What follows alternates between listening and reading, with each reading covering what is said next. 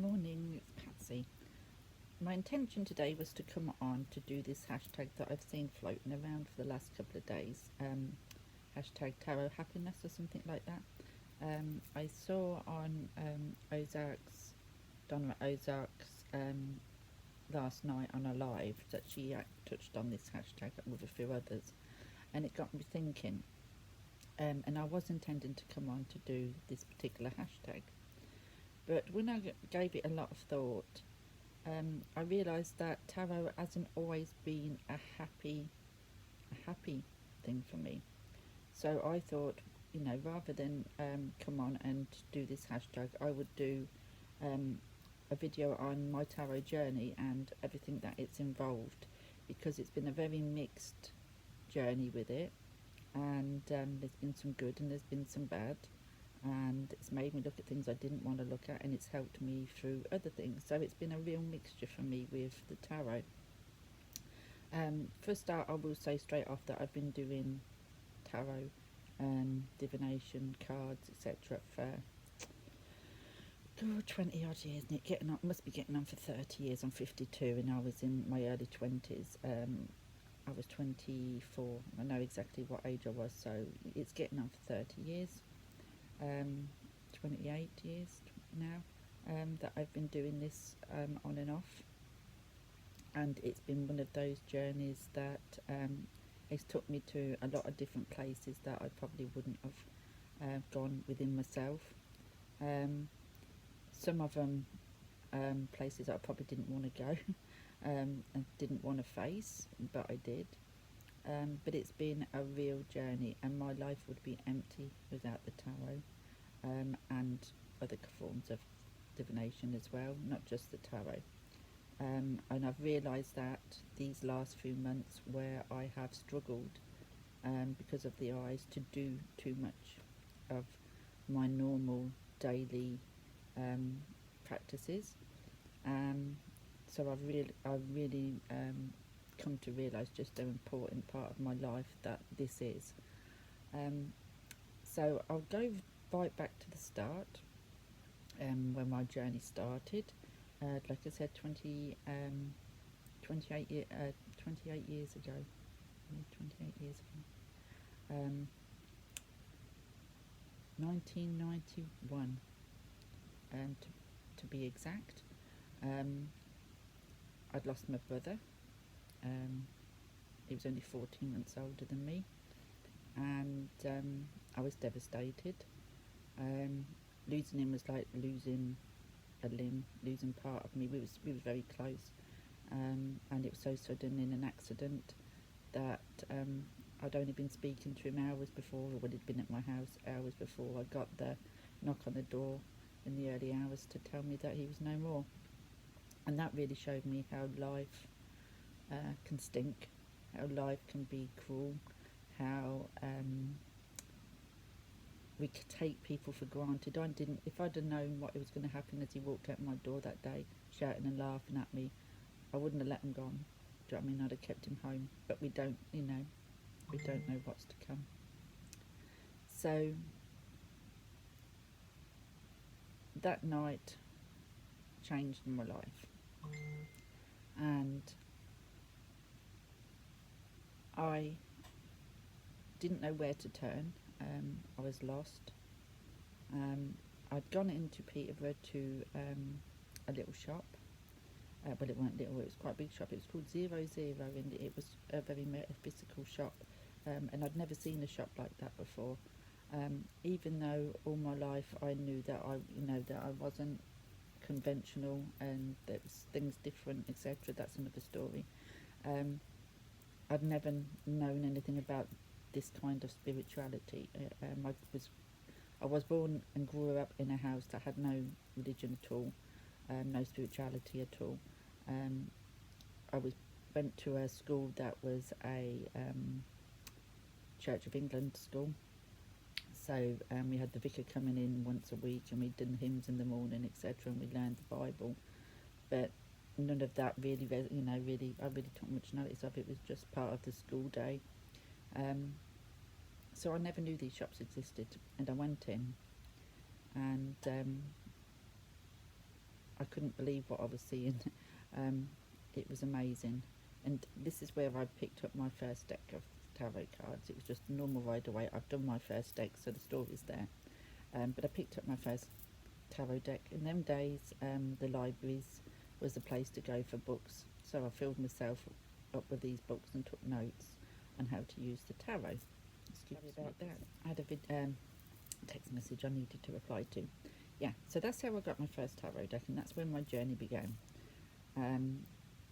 And it came at a time that it was really needed. I immersed myself in study for the next few years, a couple of years, and it helped me to occupy my mind, if you like, not to my spare time wasn't spare time anymore. That was took up in studying, and so it was filling my brain with things all the time, which was a huge help at that time. I'd got small children at the time, 3 small children at that point, and then a year on after I lost my brother, I got another daughter, so I had 4 small children, and it was a time that I wasn't happy in personal life. I had lots of stuff going on in their life and what have you, and tarot was an escape route for me. It was when the children was in bed and all settled, that's where I escaped to. I escaped to the world of tarot. And I had books and books of notes and writings, and I still have them books in the loft somewhere. They're about somewhere from all those years ago, where I just had these huge journals, huge books just filled with notes and things that I was learning. At that time I was also doing art, and I was finding that I was drawing a lot of Native American images, and I've still got them somewhere as well, but it was just pages and pages and pages of Native Americans, images of the campsites and all different things like that. I have no idea where that came from. It was sort of out of the blue, but I felt that was something I needed to do, and that went side by side with my tarot. It all came to light later on that my actual spirit guide is, or one of them is, a Native American called Joseph. Weird name for a Native American, I know, but it was a weird way he gave me his name, and I know that that's his name. Yeah, so that was my start with the journey of tarot. And in these 28 years, there's been times I flipped in and out. Life sometimes takes over, and I just didn't have the time, especially when my marriage ended and I moved in with my parents. There was no way I could do it there. Then I got housed miles away with 4 small children, which was a difficult period of time where I just didn't get no time to do anything. So there was a couple of periods in my life where for a couple of years, I didn't do anything to do with the tarot, and then it all sort of came back when my life started getting back on an even keel kind of thing, and I had more time in that. This is when I picked it up and restarted with more earnest than like I previously started out doing. So that was my start of my journey. And the older I've got, the more I've probably delved deeper into these kind of things. I think, when I was younger, with young children and whatever, I then went on to meet my new husband and had 3 more children, twin boys and a daughter. So life was hectic, 7 children in the house. It was a bit mad. So I didn't always have time for it, and it wasn't until the children started growing up that I got them out and restarted on my journey with them, and that was probably 10 years ago,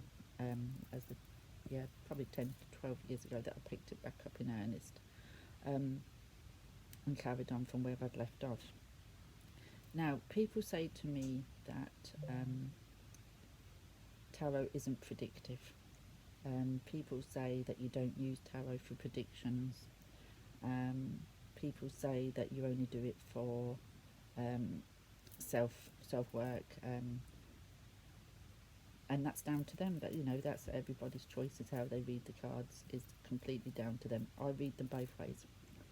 I read them to help with self growth, and if anybody else comes to me for a reading and wants to know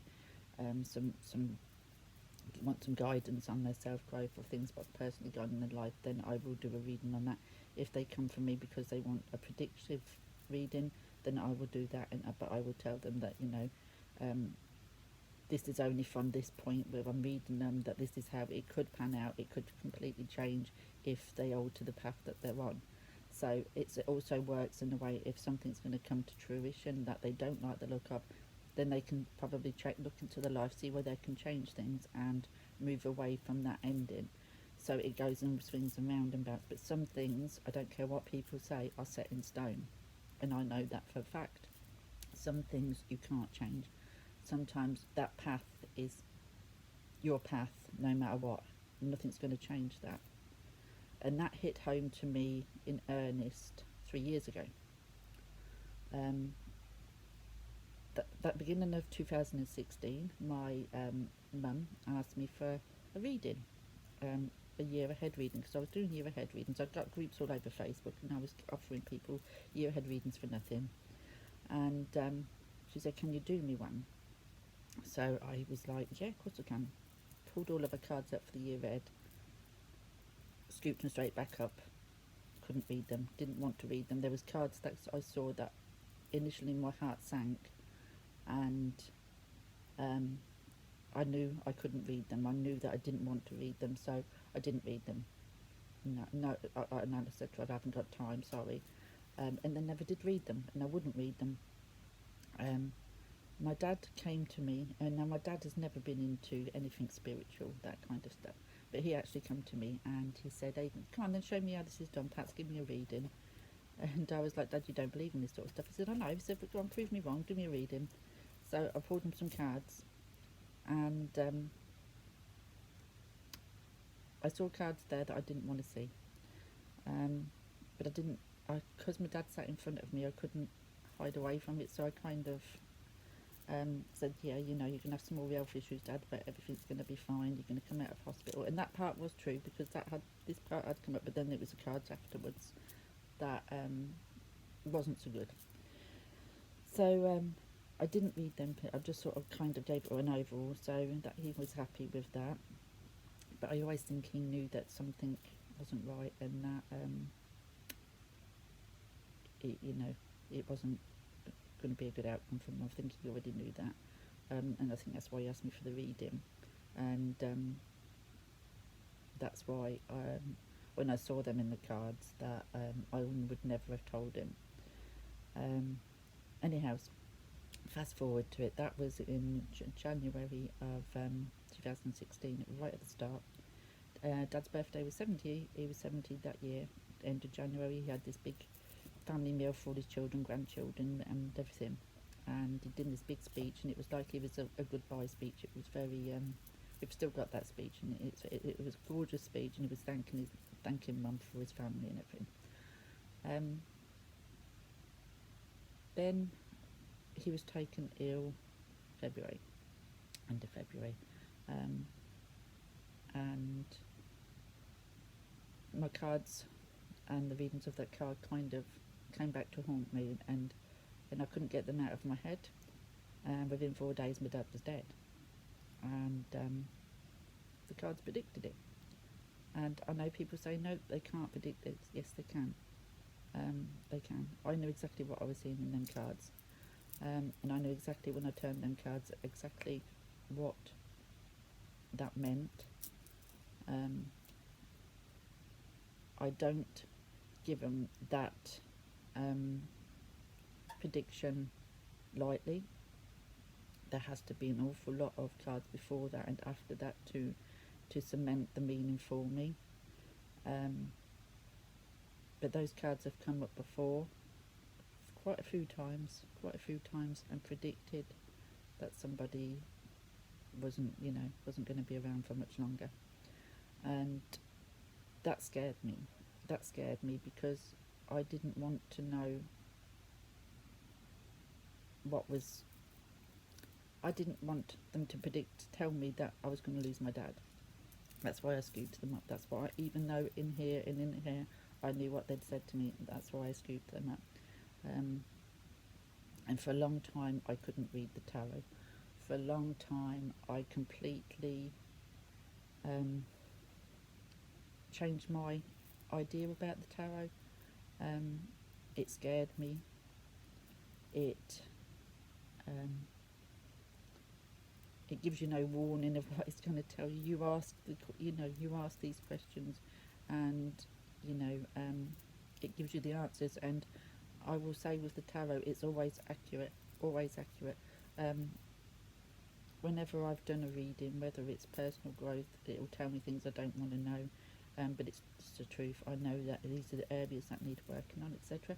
But it also tells you things that good things. Do you know what I mean? Things are going to change and all this rest. So it's swings and roundabouts. You can have periods of time where the tarot will help you, but in my case, I had periods of time where the tarot was a hard lesson. It was a hard lesson, and a very difficult lesson, and a very difficult time in my life, that I couldn't honestly pick them up. I think it was about 6 months after losing my dad that I wouldn't go nowhere near them, wouldn't touch them. Not that I believe they was the devil's work or anything like that. Not that I blame the tarot for my dad's death. It's just that I was scared to pick them up and pull out some cards in case it told me I was going to lose somebody else, in case it told me something else was going to happen to my family, in case it told me something I didn't want to know. So for 6 months I didn't touch them. 6 months I didn't want to know. And now this is where other forms of cards come into my practice a lot more, because I missed that connection and that my daily practice, because like I said, that is such a huge part of who I am. My whole day is structured in a way that tarot and divination is a main part, or main, through the day, in different stages of the day. When my eyes was good, I would journal, I would study cards and decks. I don't have many books because I'm not a studier of books, of tarot books. I study tarot decks, and it's the intuitive connection I get with that particular deck that I journal on. So it's my personal journey with this particular deck, not the journey of what this book tells me it should be. So I don't have many tarot books. It's I do in journals, because that's how I do my writings with the deck. So that's how I connect with the deck and how I journal. So most of my day has been always been connecting with decks, journaling and what have you. So to not doing any of that had a nude impact on my life, and I was going down the route of depression. I had no structure in my day no more. I had nothing to stop me from going inside my head and overthinking things and what have you. But I was too scared to pick up a tarot deck. So this is when I went to angel decks and oracle decks, a soft, more thingy approach to divination. And they helped me an awful lot through that period of time, until I was able to come to terms with what had gone on, and realise that, yes, the tarot is a powerful tool, and that is one reason I never ask the tarot silly questions, what shall I wear today, or anything like that.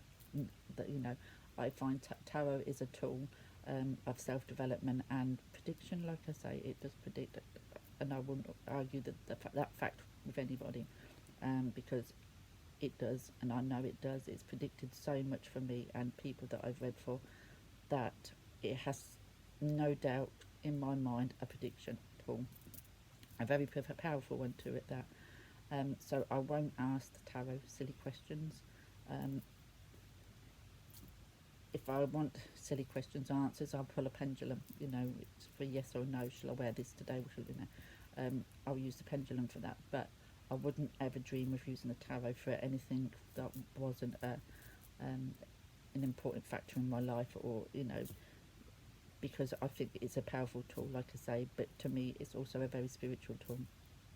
And that is my beliefs.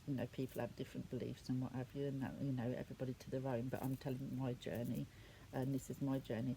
But there has been times, like I said, that the tarot has brought happiness, and I know that I would be lost without that in my life, and I can never see a day where it won't be part of my life. It's such a huge chunk of my life, and these 6 months have been terribly difficult where I've not been able to do everything that I've always done. I've had to find other ways, and that's why I'm so grateful for YouTube, because I can sit and listen. I don't need to watch, so I'm so grateful for YouTube for that. But I still miss that hands-on connection with the cards, and the hands-on connection with the looking in a card and studying it in little detail and writing about it. So it's been a difficult 6 months, but it's also shown me the importance that it has in my life as well, which, you know, is really important too. Um, I love tarot decks. I collect way too many tarot decks. For somebody who had only two tarot decks for the majority of my tarot learning, and you know, up till about 2 3 years ago, I only had two tarot decks, what I used constantly. But now I've lost count how many I've got, and I've gave so many away too. But I've lost count how many I've got, because I just collecting them gives me happiness. You know, it brings happiness to me. It's like getting a new book. Do you know what I mean?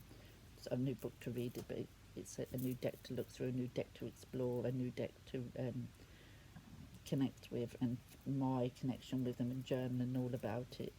It's my book. Each deck is my book, if you like. So I really enjoyed that. There were some decks I get into why did I get that, and I do giveaways like I do, or I'll just give them away or whatever. And that's fine too. You know, we get books sometimes that we start and we don't like, and we put them to the side or give them away. So to me, tarot decks are no different. And I thoroughly enjoy the connection that they give me to different things. I do mediumship readings with, I do past life readings with them. There's so many things that the tarot cards, you know, can do and help me with, and I've done a lot of self-work with them as well. So they, like I said, they have been a mixture for me. They have been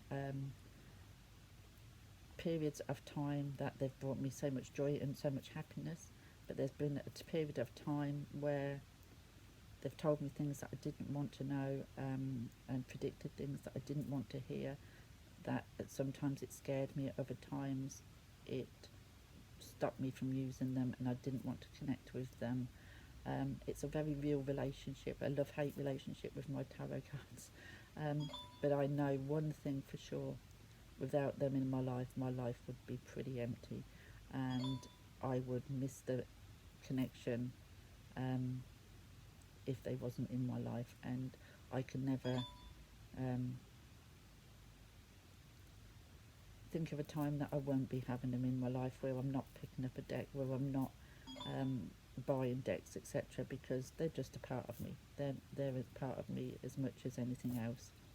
So that's my VR. And like I said, it's not the hashtag tarot happiness, because it's completely a love-hate relationship I've had with the tarot, but it's a real relationship. So I just wanted to share that, and I hope I've not bored you too much. And I'd love to hear what your relationship with the tarot is, and my eyes are starting to hurt, so I'm going to go for now. So thanks for watching. Bye.